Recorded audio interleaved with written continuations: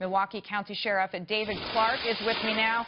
Sheriff, welcome back. What do you make, first and foremost, of that exchange?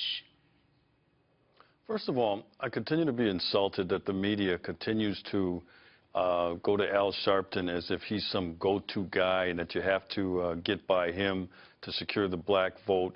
Look, we have a kaleidoscope of views in the black community. It's small, but it's growing. I know the vote remains monolithic, but the fact is that Al Sharpton is a charlatan. He never knows what he's talking about. He does not speak for all people, and I'll tell you right now, he doesn't speak for this black man.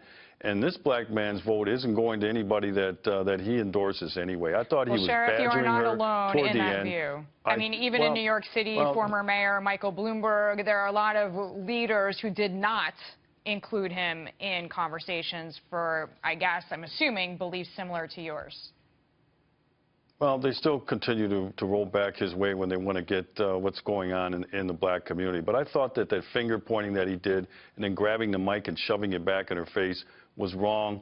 You know, I'm not going to make a huge deal out of that, but I'll tell you right now, Trump couldn't have gotten away with that, and another white politician would have done that to a black reporter, pointed a finger within inches of her face, telling her to calm down and shoving the microphone in her face. I'd like to see what would have happened if Dana Lash or Laura Ingraham would have been interviewing him.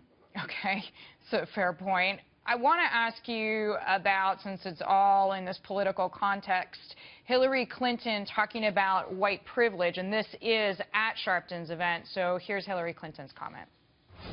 We need to recognize our privilege and practice humility, rather than assume our experiences are everyone else's experiences. So, Sheriff, when you talk about the media going to Reverend Al Sharpton and then you hear from Hillary Clinton, for a lot of people in that crowd, it feels like she was pandering to them. Well, I think it's worse than that. Her and Bernie Sanders are whoring for votes is what they're doing. Again, they think they have to go through Al Sharpton and that Action Network, whatever he has, to get the black vote. I find that insulting. I realize that that's kind of how the mechanism works, but we can slice into that by looking at the diversity of black views all across the state of New York and all across this country. Mrs. Bill Clinton knows a thing or two about privilege, sure. She sets up a secret server, potentially compromises America's secrets, and doesn't face any criminal charges. She lies about what happened in Benghazi as to what caused it, this video, and then she told the family that nothing happened. She still remains the front runner in a presidential race after all of that.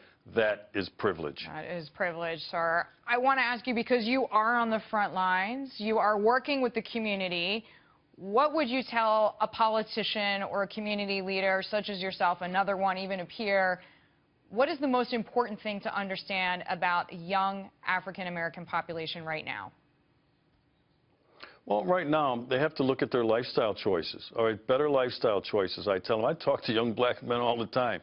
That's the first thing that comes out of my mouth. Make better lifestyle choices. Stay away from gang involvement, alcohol and drug involvement. Stay in school, okay? Better things like that are going to lead to better outcomes. But to sit up there and make excuses for that abhorrent behavior that we see sometimes out of young black males, it only encourages that. Just talk responsibly to them. You know what? They get it. And they might at first, you know, push it back a little bit, but in the end, they know. But just to continue to, just accept personal responsibility. Sit up there and act like this stuff is okay, it just doesn't help. Sheriff, thank you, as always.